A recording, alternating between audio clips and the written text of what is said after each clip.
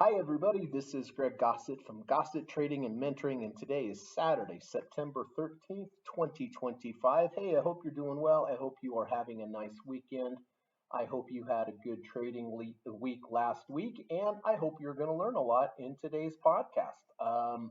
Have some good things prepared for you. I have some good potential trades for next week that we'll get to later on in the podcast. But the format for today's podcast is, first of all, we're going to run the U.S. legal disclaimer. Secondly, we're going to come back. We're going to take a look at all the trades and the positions that I have from last week. We're going to talk about when I entered the trade.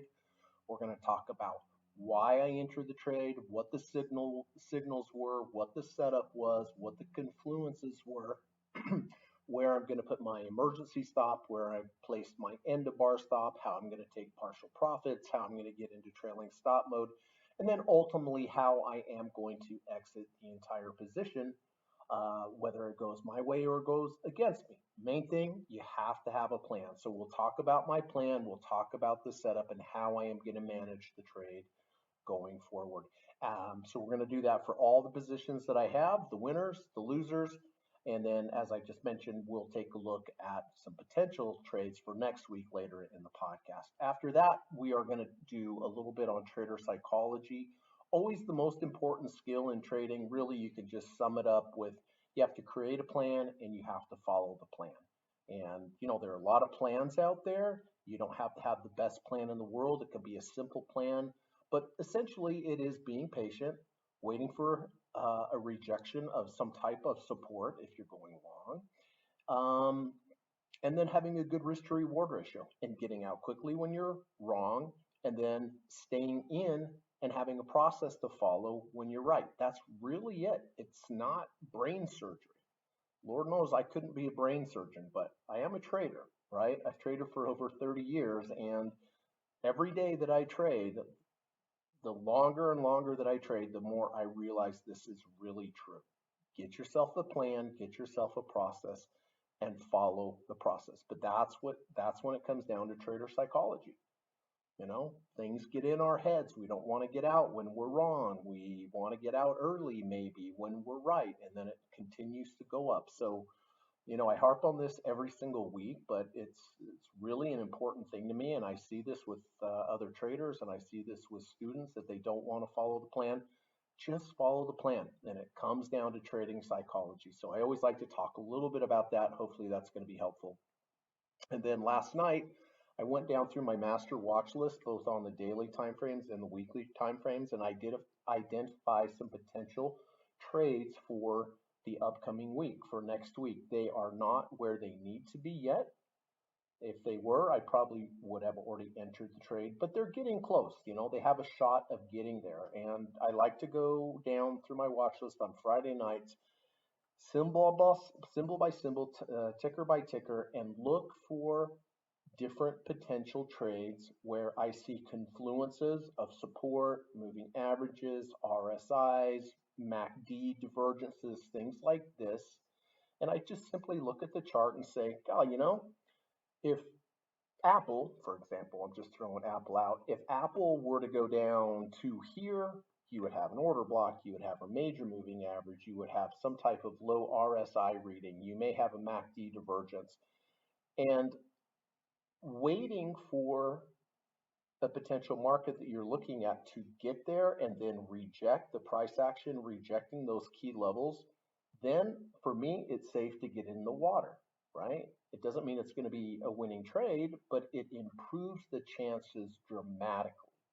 And so the biggest advantage that we have as small retail traders is the ability to just sit and wait for a trade to get where we want to.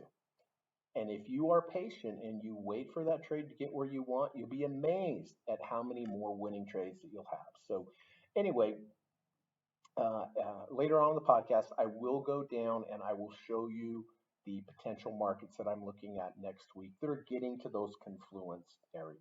All right, so I hope this is going to be helpful for you today. If it is, I really would appreciate it if you could hit the thumbs up button or subscribe to the channel. It really helps the channel out and lets YouTube know that there's some valuable content here. And, along the way, if you have any questions, regarding anything that I discussed today that doesn't make sense to you, just send me or put a message in the message section, and I will do my best to reply and hopefully clarify your question. All right, so let's get this U.S. legal disclaimer out of the way quickly, and then we'll come back and we'll get started. So hang tight, please. This video or live broadcast, like all instructional materials produced by Gossett Trading and Mentoring LLC, is created and published for informational and educational purposes only. Please carefully read and/or listen to the U.S. government required disclaimer before watching this video or live stream broadcast.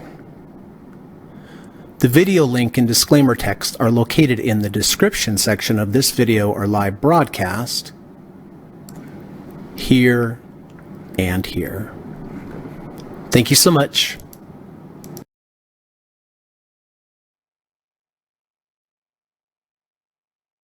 Okay, thanks for holding on with me, and let's get started. So I trade about 7 different strategies: order blocks, major moving averages, higher low V1s, V2s, return to value V1s, V2s, island reversals, abandoned babies. And so as we go through each trade that I'm in, I will describe to you what the setup was. And a lot of the times we'll have multiple setups, and those really are the best trades, where you have maybe an order block and you also have a major moving average. You know, a major moving average 300, 250, 200, 30 RSI. These are deep dip buy signals, but sometimes I'll get a deep dip buy signal at the same time you get an order block signal. Really, that's my favorite trade. But starting off with Netflix, this was simply a bullish order block. So the order block is this green area that I've highlighted here, and this order block it keys off. The order block started here all the way back in May 29th, 2025. Now, an order block, the first requirement for an order block is you have to have a swing low, which we have here. Then you have to have a swing high, which you have here. Then you have to have a lower swing low than the first swing low. And then in the future, the market has to move up and take out that swing high. Once that happens, now you know where your order block is. And the order block is the lowest bar close before market structure change. So swing low, swing high, lower swing low.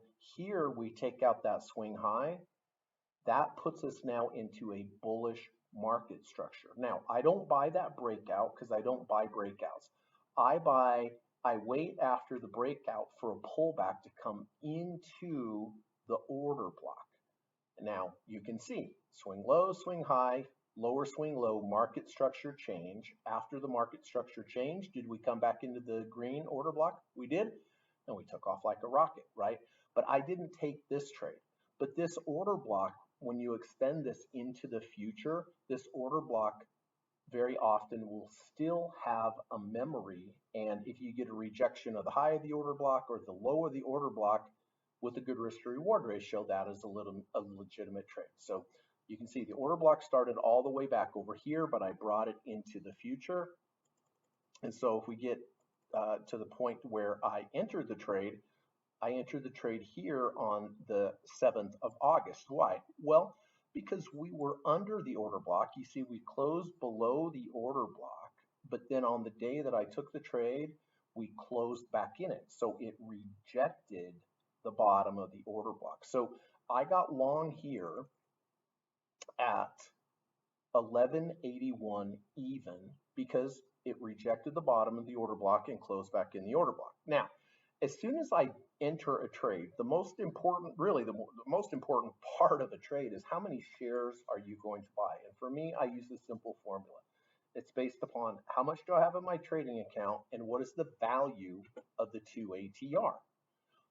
2 ATRs really measures volatility. It measures how much the bars, their range of the day over the last 20 days. So let's just say I have a $100,000 trading account. This works for any amount, but let's just say I have a $100,000 trading account. I take 1% of the trading account. If it's 50,000, 1% is 500. If it's 100,000, 1% is 1,000. If it's a million, 1% is 10,000, right? So $100,000 trading account times 1% is $1,000. Whatever that number is, I take that number and I divide it by the value of the 2 ATR on that particular day that I bought it. So $1,000 divided by 55.13, based upon how much I have in my account and what the volatility of the market is, it's telling me to buy 18 shares. Okay, so I enter the trade like I did here at 1181 with 18 shares. The very first thing I need to do is I need to take the value of that 2 ATR and minus that from the entry price. So I take my entry price minus the 2 ATR. I placed a red line down here. That is my emergency stop. That emergency stop is exactly 55.13 below my entry. Now, if I have 18 shares and it moves $55, how much am I going to lose? I'm going to lose that 1%. I'm going to lose that $1,000. Now, it's not fun to lose $1,000, but if you did lose that $1,000, that's only 1% of your trading account. That's not going to destroy your trading account. Okay, so you always have to have your worst case scenario. If it comes down to the 2 ATRs, because I did the math, I'm going to lose $1,000. Now, the good news is that that only happens about 5% of the time that you'll actually get to your emergency stop. The other 95% of the time, if I have a loss, it is going to be my end of bar stop, not my emergency bar stop. And your end of bar stop, or my end of bar stop, is always going to be much closer to where I entered than the emergency stop. So again, why did I enter the trade? I entered the trade with the rejection of the bottom of the order block. In the future, if it closes even 1 penny underneath that order block, I'm simply out of the trade. So here I entered 1181. If the next day had closed down here, just even literally 1 penny under, I would have gotten out for a very small loss. That's what I'm saying. 95% of the time, your emergency, or excuse me, your end of bar stop is going to get you out of the trade for the loss, not your emergency stop. 5% of the time, your emergency stop will get you out of the trade and you'll lose 1%. But the other 95% of the time, it will be much, much, much smaller than 1%. And that's the important part of trading. Waiting for a signal, waiting for a rejection of a level, and then having a good risk to reward ratio so that if you lose, you can lose small, and if you win, you have the potential for winning big. So rejection of the order block, I got in at 1181. I position size correctly based upon how much I have in my account and the value of the 2 ATR. I placed my emergency stop, 2 ATRs below. I know where my end of bar stop is. Simply a close below the low of the order block. Now, the next thing I do is I look for the value of the 1.5 ATR. Right now, the 1.5 ATR is 41.35. So on the day that I entered, I looked at the 1.5 ATR and I added that to my entry price. So I put it above. You can see here is the orange line above. Now, after I take the trade, if it gets to that level, it doesn't mean I do anything specifically when it gets to that level. All that means is now I'm in what is called trailing stop mode. A trailing stop mode means that now in the future, if I have a close below a previous bar's low, I will exit half the position. So if you have a trade and it moves up to a certain amount, you want to tighten up your stops. Well, getting out of half of your position, if that trailing stop level triggers, and selling half your position, that just by default, that tightens everything up by half because you're selling half, all right?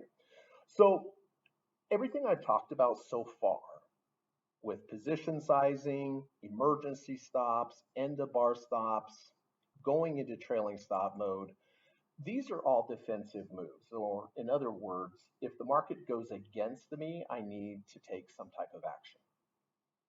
But I don't just want to play defense with my trading. I want to play offense as well. And the way that I play offense in trading is that I take a portion of my position off when the market gives it to me. And it's very simple how I do this. I use the value of the 0.45 ATR. And so I'll show you, because I'm still currently in this trade, all I do is I take the closing price of the day, and I have to do this every day for the upcoming day. 1188.44 is now the closing price, right? So I take 1188.44, I look to the value of the 0.45. Well, the 0.45 is 1240, so I add these two together. And my first profit target for Monday is going to be $1,284. And Monday, if it gets there to that level, I will sell 10% of however many shares I have left. If I have 20 shares, I'll sell 2 shares there, right? So, but I do this 3 times. I always place 3 profit targets. So the first profit target is the closing price plus the 0.45 ATR. My first profit target's $1,200.84. Now I take $1,284 and I add it again. Now I have my second profit target of $1,213.24. And again, if it gets to that second profit target, I'll sell 10% of however many shares I went into the day with. Again, if I went into the trade with 20 shares, I sold 2 at the first profit target, I'll sell 2 at the second profit, and I put one more profit target. I put 3 profit targets every day. So here's the second profit target, 1213.24 plus, again, 1240. That's my third. Okay, there's some days I don't hit any profit targets if it doesn't go up, right? There's some days I'll hit 1. A lot of times I'll hit 1. Sometimes I'll hit 2. 2's a good day. 3's a really good day. I've even hit, I think, 6. I think I've hit 7 in one particular day. But I like to sell into the strength. And you'll see on some of these trades here that I have that selling while I had the chance with these profit targets really helped. All right. Okay, so I've kind of covered all the basics, and let's just kind of restart. Again, why did I buy here on the 7th? Rejection of the bottom of the order block. I entered 1181. I position size. I placed my emergency stop 2 ATRs below. My end of our stop, it closed below the order block. I placed my trailing stop level 1.5 ATRs above, and now I know exactly what I'm going to do. The next day, takes off like a rocket ship. Took off multiple profit targets. I'm also at trailing stop level. Doesn't mean I do anything. Now I'm just waiting in the future for a close below previous bar's low. Next day, up again, another profit target, thankfully, right? Next day, up again, another profit target. Now here on the 13th, we have our first close below a previous bar's low. After reaching trailing stop, what do? However many shares I had going into that day, I sell half. And so I sold half for a gain of 1.94%. I love selling half. Selling half is one of the only win-win situations in trading. If I sell half and it goes up, I'm still glad I have half. If I sell half and it goes down, I'm glad that I sold half. All right, so I sold half, locked on the remaining shares there, locked in a gain of 1.94%. Next day, takes off again. Fine with me. I hit multiple profit targets. I'm scaling out as it's moving up. Next day, up again, another profit target. And then we move down, we kind of move sideways. I hit a profit target here, sideways, down. But then on this kind of 3-day up move here, hit a profit target here, hit multiple profit targets here, hit a profit target here. And then in the last 3 days, we have obviously come down. But I'm still in the trade with remaining shares. Why? Because we have not closed below the low of the order block. But in hindsight now, am I glad that I took partial profits when I had the strength of the market? Of course, I got out of some here, I got out of some here, I got out of some here, I got out of some here. So I'm a big fan of taking partial profits when I have them. And again, I sold half of the remaining shares here when I had a close below the previous bar's low in trailing stop mode. At this moment, Was that the right move? It certainly was, because we're lower. So this is a good example of why I'm such a big fan of taking partial profits when I have them. So the remaining shares that I have on Netflix only up 0.63%, but again, more than that, right? In reality, because of the activity of selling into the strength when the market gave it to me. But nonetheless, the remaining shares that I have up 0.63% on Netflix. All right, let's go to Southwest Airlines. Southwest Airlines, I did enter on the 21st of August.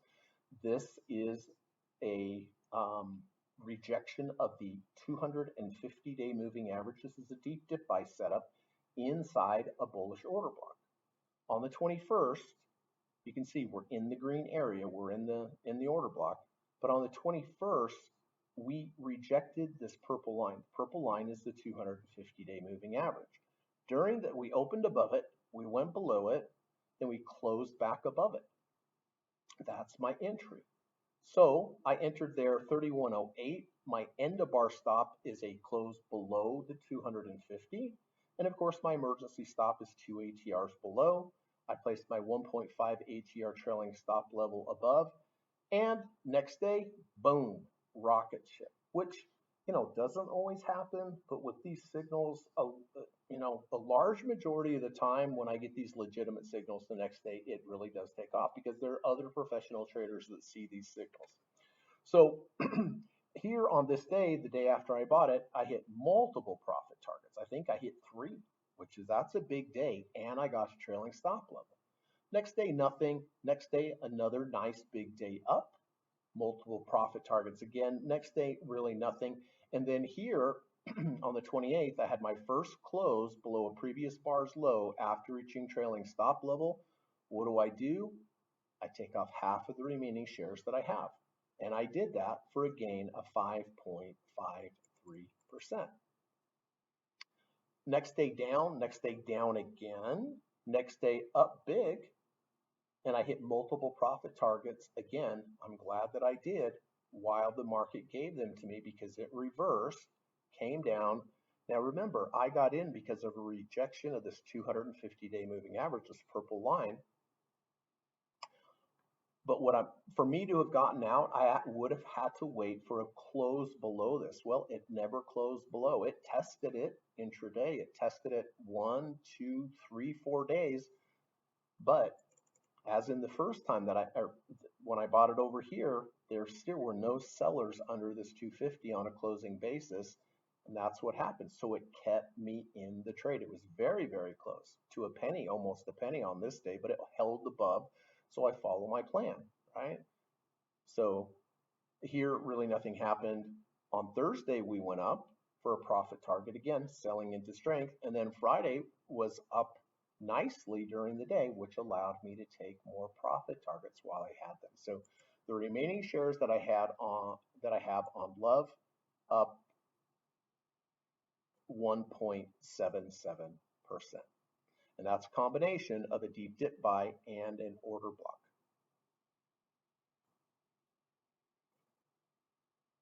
Okay, let's go to ESTY. Okay, this is a nice trade on ESTY that I took here on the 4th of September. This was a rejection of the high of the order block. You can see the green box. We went into the order block, yet closed above it. That's the primary signal. Secondary signal on this, we had a V1. A V1 is when you have 2 bars, bar 1, bar 2. Bar 2 goes under the low of bar 1's low and then closes above bar 1's close.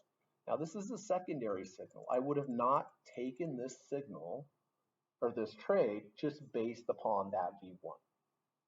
But in conjunction with a primary signal, which is a rejection of the high of the order block, it improves the trade. It improves the probabilities of the trade. And by the way, if you want to learn more about V1s or V2s, go to my YouTube channel. I have a video there. I have a video lesson where I explain in detail exactly what V1s, V2s are so you can learn more about them. So nonetheless, here on the 4th, had a primary signal of a rejection of the high of the order block and a V1. Okay, I got in 52.22. I position size. I placed my emergency stop 2 ATRs below. My end of bar stop on this one would simply have been a close below the low of the order block. I placed my 1.5 ATR trailing stop level above, and the next day moved up for a profit target. Next day moved up biggies for multiple profit targets, and it also put me into trailing stop mode. Again, just because I'm in trailing stop mode does not mean I do anything necessarily. It just means that now I'm in trailing stop mode. Next day down, next day up with a profit target, next day up with another profit target. And then here's Friday down a little bit, but it did not close below the previous bar's low. During the day, yes, it was below it, but I base everything on the closing price. So we did close above the previous bar's low, so there was no action for me to take. And so nice little trade here for sure. This is up 11.54%.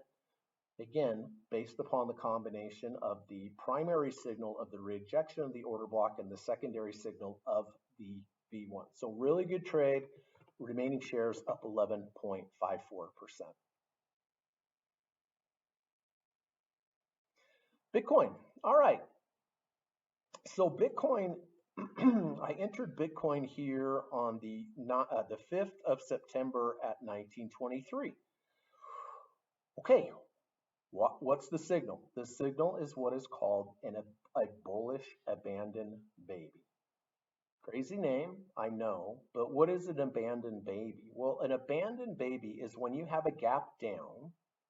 You can see from the September 3rd to 4th, we gap down. So for whatever reason, overnight, the sentiment, the news, whatever it was bearish on BITO. It's bearish on Bitcoin, right? But you can see, so we gapped down, but then the very next day we gapped up. And this is the key with abandoned babies. If you gap down followed by immediate gap up, sentiment is very bearish followed by sentiment very positive very quickly. When that happens and you have an abandoned baby, very often in the future you're going to see that market higher. Now you can also have a bearish baby where you gap up and then you gap down. If you have that, more than likely in the future you're going to be lower. But this is a bullish one because we gapped down and then we gapped up. And if you'd like to learn more about abandoned babies, just go to my YouTube channel. Again, I have a video there you can watch where I give a lesson on this. Now, so yes, we did have an abandoned baby, a gap down followed by a gap up. But when that happens, the real key support level after you gap down and you gap up is the high of the baby. The baby is in the green box. And I like to see, if you gap up, very often you'll come back down and you will test the high of that baby. And if you test it, reject, and close back above it, that's what will get me in a trade. And that's exactly what it did. It gapped down, it gapped up, it came down, it tested the high of the baby, closed back above. I got in here at 1923. So on this type of entry with this strategy, I don't do trailing stop levels. I don't have end of bar stops. On this particular strategy only, I make it very, very simple on myself. I place my emergency stop 2 ATRs below like I do on every trade. But then, so that's my risk is 2 ATR to the downside. And then I double that, 2 ATRs to the downside. My profit target is 4 ATRs to the upside. So I have a 2 ATR stop, I have a 4 ATR profit target. That's proper trading. That's called the asymmetrical risk to reward ratio. If I am right, I'm going to make twice as much as if I'm wrong. That's fine. Greg, why don't you do that on any trade? Well, or any spot in any market. Well, you have to have a good foundation of why you're doing it in the first place. And I know that when I have a bullish abandoned baby, about 70% of the time in the future, I'm going to be higher. 30% I'm going to be lower. So the way that I look at this, in my experience, about 30% when I take this trade, about 30% of the time, I'll lose 2 ATRs. 70% of the time, I have the possibility of making 4 ATRs. So the percentages are in my favor, and when I'm wrong, I'm going to lose less, and when I'm right, I'm going to make twice as much. Make sense? And it's very easy. I just set this trade and forget it. 2 ATR stop, 4 ATR profit target. Well, you can see, I mean, the trade is certainly up. Have I hit my 4 ATR profit target? Not yet, but I am up 4.56% on the trade already in 1 week. So I really like abandoned babies. Again, if you'd like to learn more about them, just go to my YouTube channel. I have a video lesson on that. So remaining shares on BITO up 4.56%. Okay, CRM. Well, I've been talking about order blocks with the green box. That's a bullish order block. Well, there are also such things as a bearish order block. And a bearish order block is the exact opposite of a bullish order block. A bearish order block is when you have a swing high, like we do here on CRM. Then we have a swing low, and then we have a swing high. And if you take out the bottom of that swing low, you now change market structure from the upside to the downside. And if you change market structure to the downside, I want to look to short rallies back in the bearish order block. And again, a bearish order block is your highest up bar close before market structure to the downside. So this clearly took out the swing low here, put us into a bearish market structure. Now, if I have a check back or I have a rally back into the bearish order block, that is where I'm going to look for a short trade. And I got short here at 9/9/25, September 9th, 25 at 252.04, just because it was in the bearish order block. That's one of the reasons, but the other reason is I had a moving average inside the order block that was rejected. So we rejected the 50-day moving average, the gray line, inside the order block. I got short 252.04. I placed my emergency stop because I'm short 2 ATRs above clearly. And then my end of bar stop is simply a close above the 50-day moving average. I placed my trailing stop level 1.5 ATRs below because I'm short. And then as the same with a long trade, if it moves down in my direction in this short trade, I take partial profits. So I got short here 252.04. Next day, big bar down. I hit multiple profit targets, locked those in, and I'm also at trailing stop level, which because I'm short just means now that in the future, if I have a close above a previous bar's high, I will exit half. Just the opposite of when I'm long. So big, nice down day here, locked in profits. Next day, we had a bit of a rally, didn't take any action because it didn't close above the previous bar's high. And then on Friday, again, we were down, and I took partial profits. So the remaining shares that I have on this CRM short, doing quite well, up 3.81%. Okay, let's go to BRKB. BRKB, nice example of an order block, which is the green box, and a rejection of a deep dip by major moving average, the black line, which is 200. So let me walk you through the order block. Here's a swing low, here's a swing high, here's a lower swing low, market structure change. Once you change market structure to the upside, I'm looking to buy dips. Well, on the day that I bought this on the 10th of September at 489.46. Again, why did I buy it? Two reasons. We rejected the high of the order block. That's a primary signal. And we had an intraday rejection of the 200-day moving average, the black line. That is also a primary signal. So I entered there 489.46. I position size, I place my emergency stop 2 ATRs below. My end of bar stop is simply a close below the black line. It's simply a close below the 200-day moving average. So I have a very good risk to reward ratio. And then the orange line up here, do you remember what that is? That's my trailing stop level. That's 1.5 ATRs above my entry. Next day, takes off like a rocket ship. I took off multiple profit targets into this strength. Friday down a little, no profit targets, down. But I am not at trailing stop level yet. So a close below a previous bar's low does not factor in at this moment. Really, the only thing that really factors in at this moment is if I close below that 200-day moving average, the black line. If it does, I have to get out. If it moves up, great, I'll take partial profit targets, take partial profits.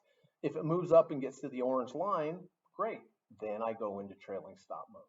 So again, you have to know exactly what you're going to do regardless of the market, what the market does. So this trade, not too bad, just in 2 days. And right now, the existing shares on BRKB up 0.87%. Okay, so those are all the open trades that I have, the current open trades that I have. Let's take a look. I did have 2 daily trades that I exited this week.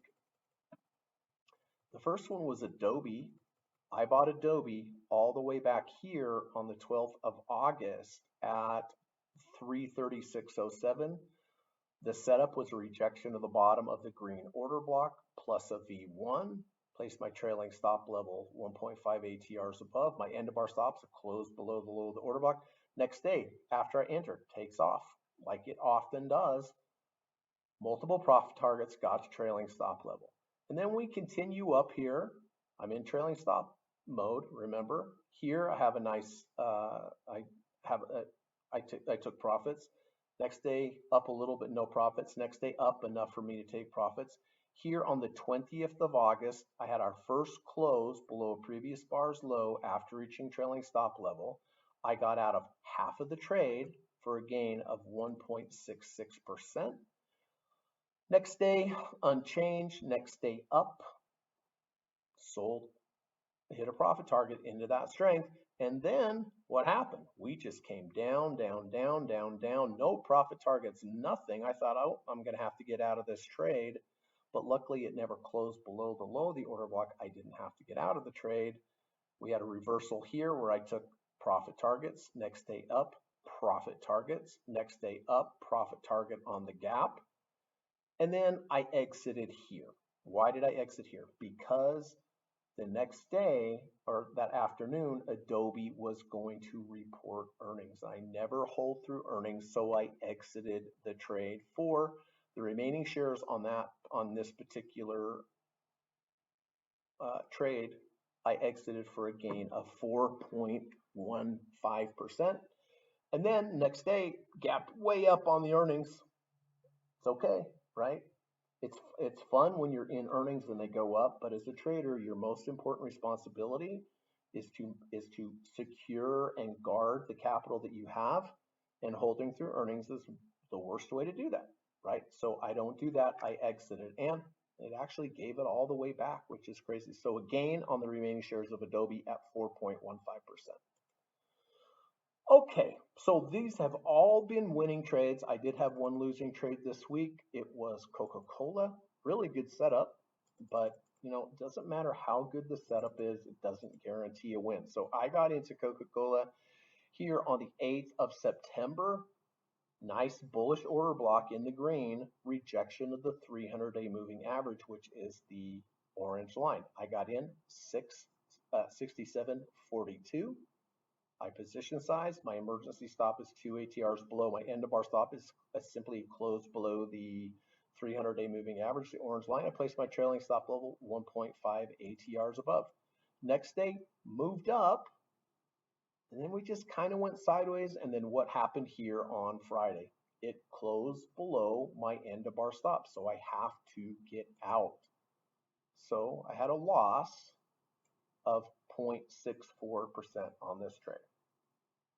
But look, some of the trades I've showed you now have double-digit gains, which is great. Some of the gains I showed you had single-digit gains, great. This trade here I showed you had a small loss of 0.64%. That's fine. Big wins are fine. Medium wins are fine. Small wins are fine. Break-even trades are fine. Small losses are fine. You just cannot let yourself get into a big loss, everybody. And that's why I really suggest that you find a process that helps you do this, of being very impatient with your winners and being patient and having a process. I'm sorry, being very impatient with your losers and having a process where you're patient with your winners, right? So, whether you learn this from me, I teach private lessons, I teach my strategies to students all over the world. And if you're interested, please contact me. I'd love to be able to have you as my student. I'll teach you everything. But whether you learn it from me or anyone else, get yourself a process where you're impatient with your losers and you're patient with your winners, right? So I just showed you a lot of winning trades. Okay, it's okay to have a small loss, and I did have a small loss, but the key is that I took this loss when I was supposed to. Okay, so loss of 0.64%. So those are all the trades on the dailies. Let's go over to the weeklies. I also like to trade weekly bars. Weekly bars close on Friday, so I need to make my decisions on a Friday. I got long XLV, which is healthcare XLV here. I got long on the 8th of August. Nice rejection of the 300-week moving average and a rejection of the high of the order block. I got long here at $130.07. I position size. I placed my emergency stop 2 ATRs below. My end of week stop is simply a close below the 300-week moving average. I placed my trailing stop level 1.5 ATRs above. And the next week took off like crazy, like a rocket ship. Took off multiple profit targets, and then the next week up again, another profit target, and I also hit my trailing stop level. So now I'm in trailing stop mode. I'm just waiting for a close below previous bar's low, and if it happens, I will take off half. Did not happen, but I did hit one profit target this week when it was higher, so I took off 10%, which is always nice. So the remaining shares that I have on this particular trade doing quite well, up 5.79%. UUP is another weekly trade and one of my favorite types of trades. All the way back here on the 7/11/25, the 11th of July, had a rejection of the high of the order block plus a close over the 200-week moving average. I got long 27.21. Placed my emergency stop 2 ATRs below. My end of bar stop, pretty close, just a close below the 200-day moving average. Placed my 1.5 ATR trailing stop level above. Next week we go up, hit a profit target. Next week down. Next week really went up, hit multiple profit targets, and got into trailing stop mode. Next week, nothing. Next week, we had our first close below a previous bar's low. I had to exit half the remaining shares that I had for a gain of 0.51%. And for the last month, it really hasn't done much, but it has stayed above my end of bar stop level, so I have stayed in the trade. So this particular trade, not up a lot, up 0.62%, but can you see why I was glad that I took here when I had the ability? Okay, so that's UUP. TLT, I've been in this trade for a long time and it finally woke up. So these are weekly bars on TLT. I got long here, TLT, all the way back in January 17th of this year. Rejection of the high of the order block plus a V1. I got long 87.20. Started to move up, started to take partial profits, got to trailing stop mode. Here, took multiple profit targets. Here, multiple profit targets. But again, I'm in trailing stop mode. Then this week here, we had this big close below the previous bar's low. I had to get out of half the position for a loss of 0.58%. And then this thing has just for weeks gone up a little, down a little, up a little, down a little. Sometimes it's gone up enough for me to hit a profit target or two. But the key is I never got out of the trade because it never closed below the low of the order block. Well, the last 2 weeks, everything changed. Big up on TLT. Hit a profit target here, hit a profit target here this week. So the remaining shares on XLV, and this has been kind of a long-term trade really, but up 3.08%. But the nice thing is TLT does pay a dividend. It pays a monthly dividend. the annual dividend rate is about 4%. So on top of taking the profits, I was also able to make the dividend on all these months that I held the trade. So the remaining shares up 3.08% on TLT. And then last but not least, everybody, on the weeklies, Amazon, you see a red box here. That means that I am looking for a short. And the short started, the bearish order block started back here on the January 31st, highest up bar close before market structure change. This red line here, I identified my line in the sand because here on the 7th, we had a big down bar. And if you have a big down bar and then you go back up to halfway that big down bar, that you're generally going to have some inherent resistance there. So I have a place where I have inherent resistance also inside a bearish order block.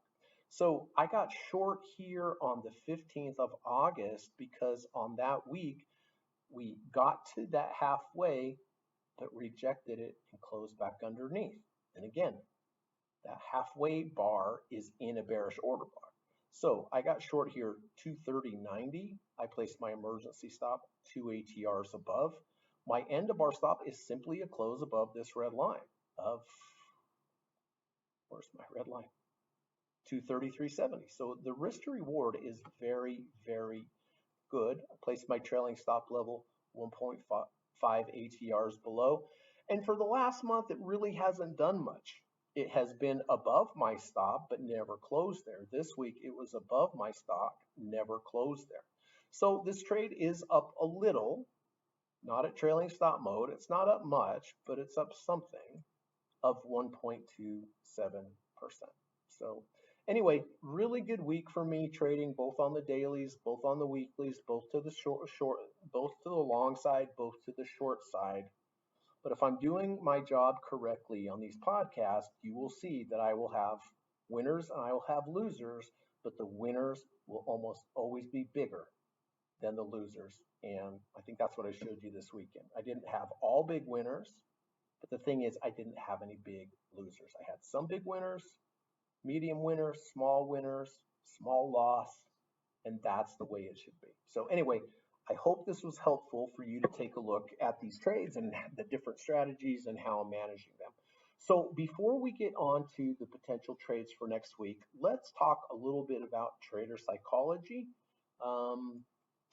I think I have a good post here for you. This is the 10 patient habits of great traders. And let's just go through each one by one. So I would say on this is, look at your trading process. And does your trading, when we go through these, is your trading process allowing all of these things to happen? And if it's not, maybe you should think about getting a different trading process if these don't resonate with you as far as what your process is allowing you to do. Number one, clear setup only. These are great traders. They trade only when their exact pattern occurs, 100% focus. So, like with my trades, it's the same. I know exactly when they happen. Unless they happen exactly, I don't take them. So it has to be clear, not subjective. You have to have a clear entry signal, right? Like a rejection of the order block, a rejection of the major moving average. It's a clear signal. So clear setups only. They trade only when their exact patterns appear. Wait for confirmation. No entry until price and volume align. Well, it's kind of the same as number one. But I'll give you an example. I trade at the end of the day. I wait for the end of the day price for me to make my decision. Because at the end of the day, you have the large financial traders come in. They have the most money. They're dealing with very smart people, best information, best technology. And those large financial institutions move the market at the end of the day. So I wait till the end of the day to make my decision based upon what they're doing. So if I'm going to do it based upon an order block, but it's the middle of the day, I can't take the trade because I'm like, oh, it's above the order block. Well, it is above the order block now, but is it going to be above the order block at the important time? So that would be an example of me not waiting for confirmation. Wait for confirmation.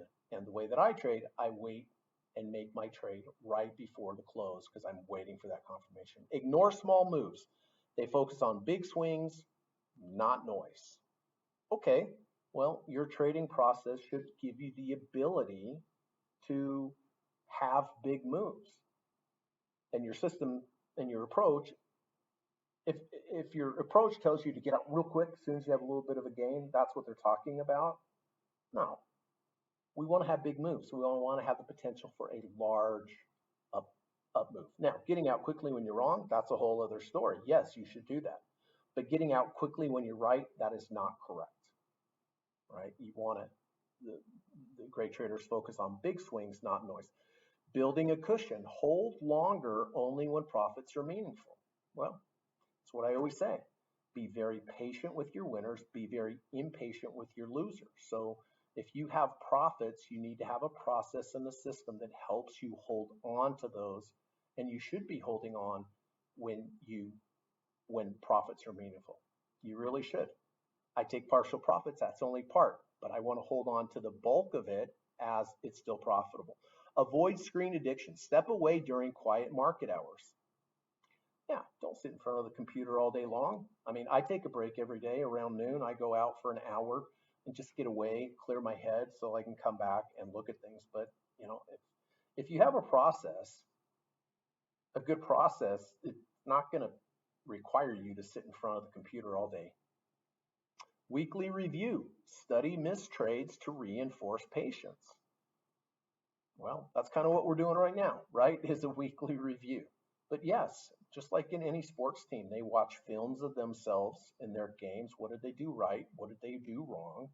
It's a really good idea to go back through your winning trades and your losing trades to see what you did right, see what you did wrong, see what you do more of in the future and what you should do less of in the future. Controlled sizing, small enough to sit through normal pullbacks. Well, I always say the most important thing in trading is how many shares you're buying. And I told you what the formula is that I use. That is a really good formula. You don't want to have such a large position that any little move in the market's going to make you want to get out because of your emotions, right? Yes, we're going to have pullbacks in the markets, but if you need to find that sweet spot of the amount of shares where the amount of shares you have matters. It's going to make a difference if you're right, but it's not going to blow you up or get you out of a trade too quickly if you're wrong. Essentially, you just need the right amount of shares that's going to allow you to stay in and follow your process. Use no trade days. Stay flat when the markets lack quality setups. Yeah, there's three positions, legitimate positions in trading. There's long, there's short, and there's cash. You know, I studied one-on-one with Dr. Alexander Elder. It's one of the first things he told me. Staying in cash is a legitimate position. So if you don't have a trade, don't do anything. A lot of people feel like they just need to be in the market always. But if you don't have a position, don't take it. One will come along, I promise you. Trust the process. Follow rules even when tempted to act. Again, comes back to following your process. You have to follow your process. If you have a good process, follow it. Doesn't mean you're going to make money on every single trade. But if you find yourself a good process, whether it's from me or someone else, you will find over time that you will start to trust it. Like, okay, this one didn't work. Okay, this didn't work. Oh, but this one worked and that one worked. But it's true. You do need to be able to trust your process in order to stay in these trades. And the last one, hold winners. Let strong trades develop without constant interference. It's true. You know, people have this habit. Most people want to hold on to their losers and they want to get out of their winners quickly. It's just the opposite, folks. You need to do the opposite. You need to be very impatient with your losers and you need to be very patient with your winners. That's why I keep coming back to this idea that you need to get yourself a process that allows you to do that. And then more importantly, you need to follow it. So anyway, I hope this was helpful, everyone. I I can't attribute this to anyone. It didn't say, but they're all absolutely true. Clear setups only, wait for confirmation, ignore small moves, build a cushion, avoid screen addiction, weekly review, controlled sizing, use no trade days, trust the process, and hold the winners. Okay, well, listen, everybody, let's get on to the potential trades for next week, shall we? So let's go here.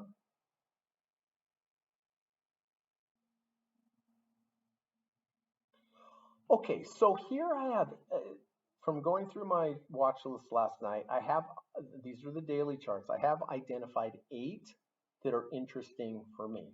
Now, it's possible on Monday that all 8 of these candidates could trigger. So does that mean I would buy all 8 positions?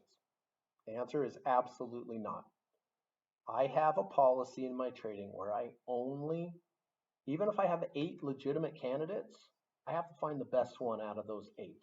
And there will be one that's better than the other. There always is. I kind of give each one a report card. And it's based upon how many signals they were, how many confluences there are, what the risk to reward ratio is, how we look on higher time frames, what the relative strength of the market is. These are very important things. But people ask me all the time, why do you only buy one position per day?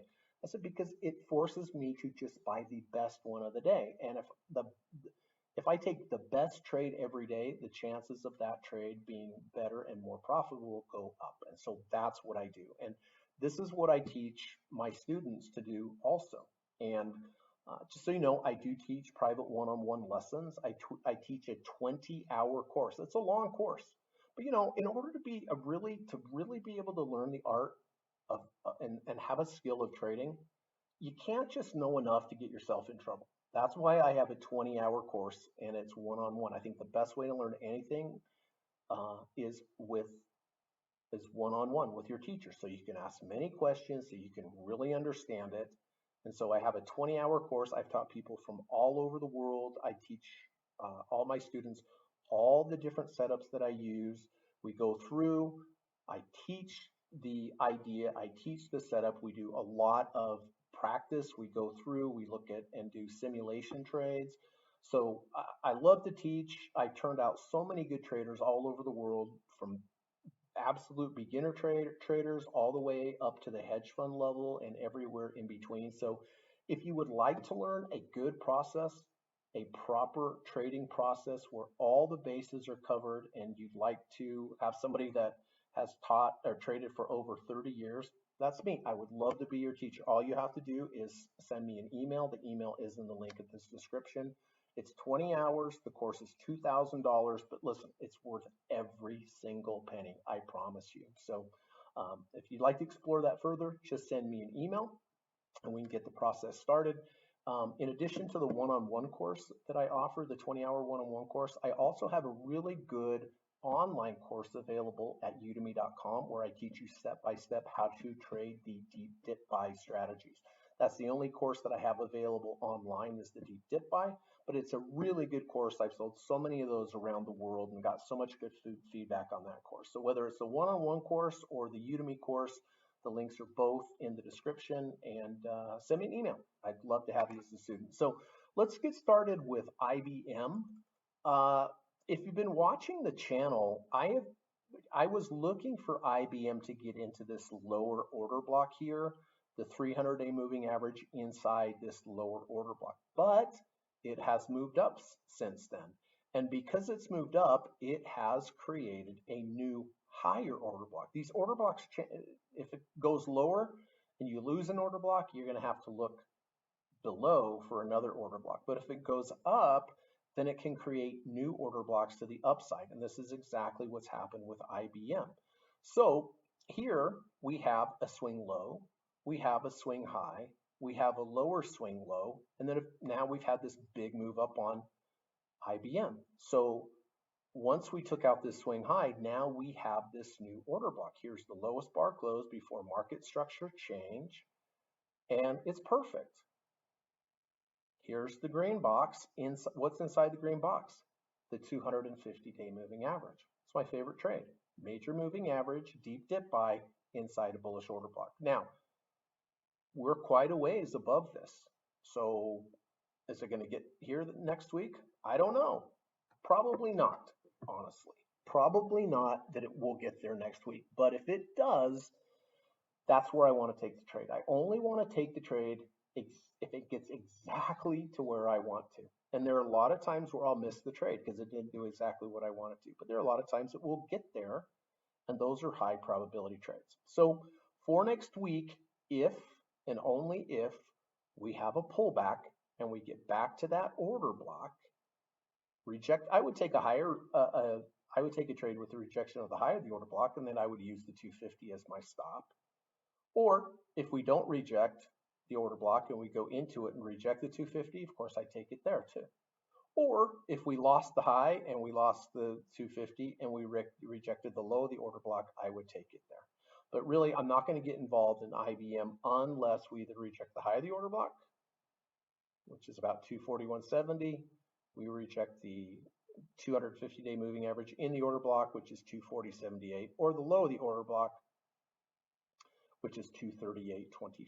So I would love to get into IBM, but only if it comes into the acceptable buy area for me. McDonald's, like this one as well. McDonald's had some lower order blocks way down here. I don't know if you remember, but I bought them way down here, exited the trade. It was a nice profitable trade.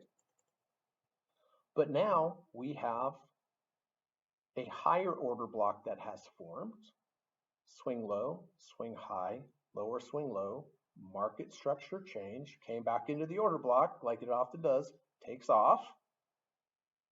But now I'm waiting for it to come back in here. And really what I'm looking for is I'm looking for a rejection of that 200-day moving average inside the order block. Would I take it if we rejected just the high of the order block? Probably not, because that's a wide order block. The risk to reward's not good.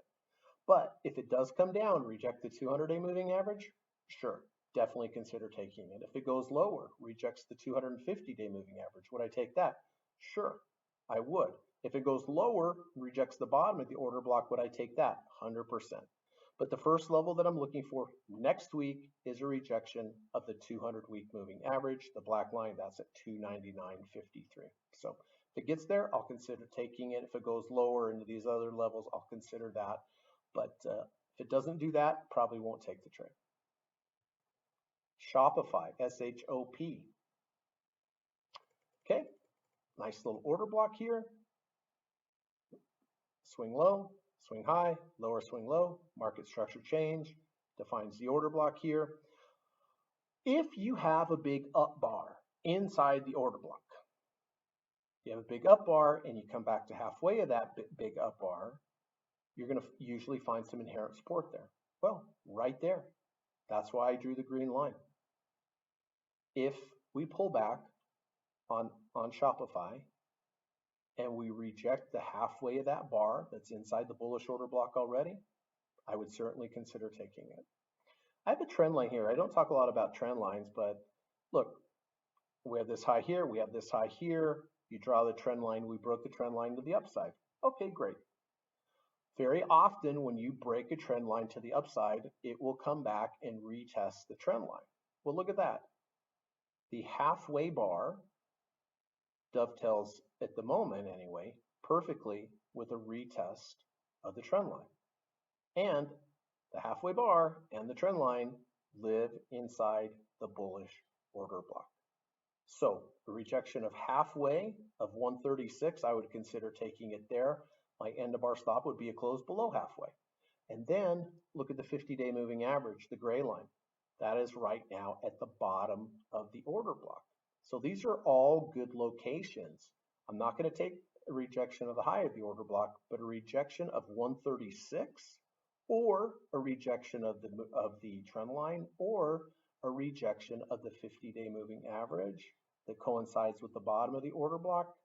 Absolutely. So I'll be watching Shopify for one of those areas. The SPY. All right. Well, look, SPY moved up nicely last week.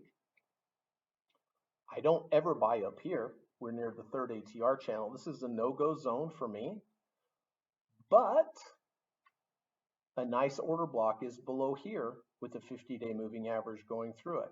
Now I know you're saying, oh, Greg, the market never goes down. It's impossible that it will get there.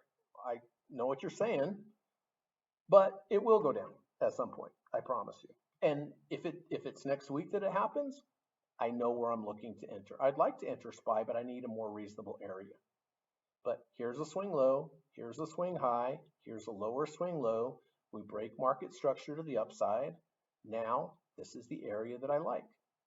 And I specifically like the 50-day moving average inside the bullish order block. And it's very unlikely that we'll get there, but if it does, now I know what I'm doing. UNG. Okay, UNG's been a wild one. But look, we had a market structure, we had an order block form. Here's the swing low. Here's the swing high. Here's a lower swing low. We definitely changed market structure to the upside. I don't chase the market structures to the upside, but I look for dips after they happen. And this one certainly could happen. This is the lowest bar close before market structure change. The high and the low of that order block is 1201. The low is 1173. It's not a very wide order block, so I would potentially take a rejection of the high of the order block or a low of the order block. And we'll see if it gets there or not. But it looks good to me. MACD has gone very, very green strongly. So after a big move up like this, a pullback is not surprising to happen. But to me, this looks like a very, very good trade. But only, again, if we go lower, reject the high of the order block at 1201 or reject the low of the order block 1173. VIX. All right, so everybody says VIX is dead, and that is pretty much true, but at some point VIX will rally. And the interesting thing that I like about VIX right now is we have a pretty major double bottom bullish divergence. Look at the lows we have over here. Look at the red MACD bars, to the downside. They're down, they're red. Well, we are now much lower here than over here, but even though we're lower, we don't even have any negative red MACD bars. This is called the double bottom with a bullish divergent with a missing right shoulder. I learned this from studying 101 with Dr. Alexander Elder. This does not tell you to just get into the trade, but what it is telling you is that this last move down from a MACD perspective was not very strong. Even though it looks really strong from a MACD perspective, it was not strong. It means you're running out of sellers. And if you run out of sellers, the implication is that you are going to go up. So the stage is set for VIX to rally because of this double bottom bullish divergence and missing right shoulder. However, you still need a signal to get into the trade. Right now, we're at 2801 on the RSI. If next week we close back above 30, that would be a legitimate entry signal for me. That would be a deep dip buy RSI signal under 30, over 30. But on top of that, we had this double bottom bullish MACD divergence, which is ironically bullish for VIX. So next week, if we close above the 30 RSI, I would certainly consider getting long VIX. My stop on that would simply be a close back under 30 RSI. But VIX is very oversold. Would not surprise me at all to see VIX to go up, but I'm not going to anticipate it. I want to see it at least close above the 30 RSI. It's 2801 right now. Let's go to Western Midstream, WES. Okay, pretty simple. Nice order block here. Swing low, swing high, lower swing low, market structure change defines the order block. We have a nice 200-day moving average at the bottom of the order block. That's a good trade. That's a bullish order block. That's a major moving average inside the order block. And if it rejects the 200 next week, I will consider getting in for sure, because it gives me a good risk to reward ratio, and it's a good start to the trade anyway, being in a bullish order block and a rejection of the 200. And it gives me a very good risk to reward ratio. So if that happens, if WES rejects 37.84, the 200-day moving average, I would consider taking it. My stop would just be a close below the 200-day moving average. And then last but not least, Walmart. Well, if you've been watching this channel, I have been talking for weeks about buying Walmart down here near the order block. Well, it's kind of a wide order block. So I was waiting for rejection of the 200-day moving average inside the order block. Look, we got almost to the penny, to the top of the order block, and then rallied. Crazy, huh? So I missed out on this trade, and sometimes I missed out on a lot of trades like this. General area, yes, I was very bullish down here, but I wanted my signal to happen exactly, which was a rejection of the 200, but it never quite got there. But it shows you the strength in general of the order blocks. Look, big straight down. Where did it stop? Literally at the top of the order block. It took right back off. All right, well, now I am looking at switching teams, because here is a bearish. We are now in a bearish order block over here. So next week, if we reject the high of the order, the bearish order block, the high is 104.09. If we reject that, I will consider getting short Walmart, WMT. So next week, if we went above the high of the order block but closed back in it, I would simply get short. If it closed back above there, simply get out. Good risk to reward ratio. If I'm right, I have a long ways down that I could potentially have a nice trade. Makes sense? So anyway, everybody, I hope this was helpful. If you have any questions, please let me know. If you found anything valuable here today, I'd appreciate if you hit the thumbs up button. I hope you have a good rest of your weekend. I always like to leave off with, if you could please try to go out and do something nice for another human being today, would make the world a better place if everybody did one nice thing for another human being. Wouldn't it make a big difference if you could also go out and do one nice thing for an animal? That would just make their day too. I was raised with a lot of animals. I'm a big animal lover. They appreciate acts of kindness just like we do. So, if you have it in your heart to try to do one nice thing for a human every day, one nice thing for an animal every day, just make the world a better place. And hopefully one day, if you need it, somebody will be doing it for you too as well. So if I can help you with your trading, please let me know. Love to have you as a student. I also do just private consulting as well, trade analysis. If I can help you with something, just send me an email. Be glad to help you with that. And I really hope you enjoy the rest of your weekend, and God willing, I will see you next week, and we'll see what's happening with this crazy market. But thanks again for listening, everybody, and I'll talk to you soon. Bye-bye.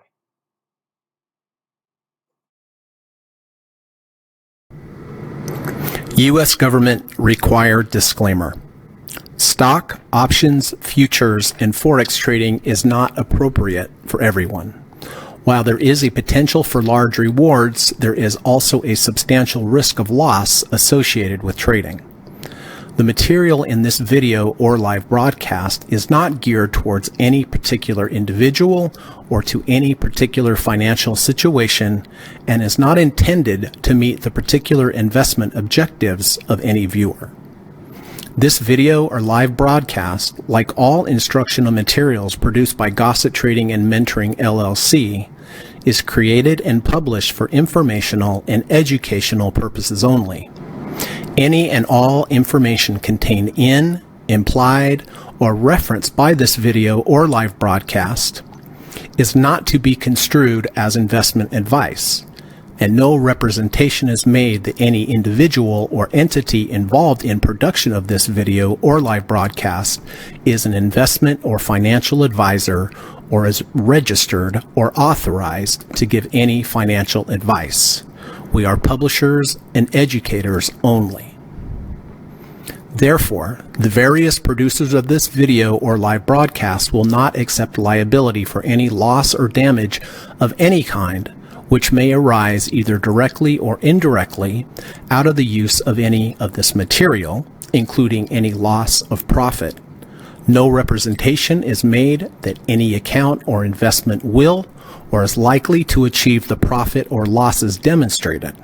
We recommend consultation with a licensed and qualified professional before making any investment decision. This video or live broadcast is not to be construed as an offer to buy or sell any security, financial instrument, or financial product of any kind.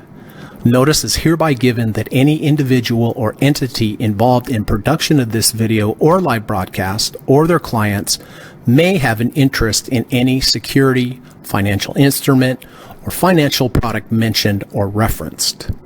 Any simulated or hypothetical performance Result depicted does not represent actual trading and therefore may under or overcompensate for the impact of various market factors such as lack of liquidity. Thank you.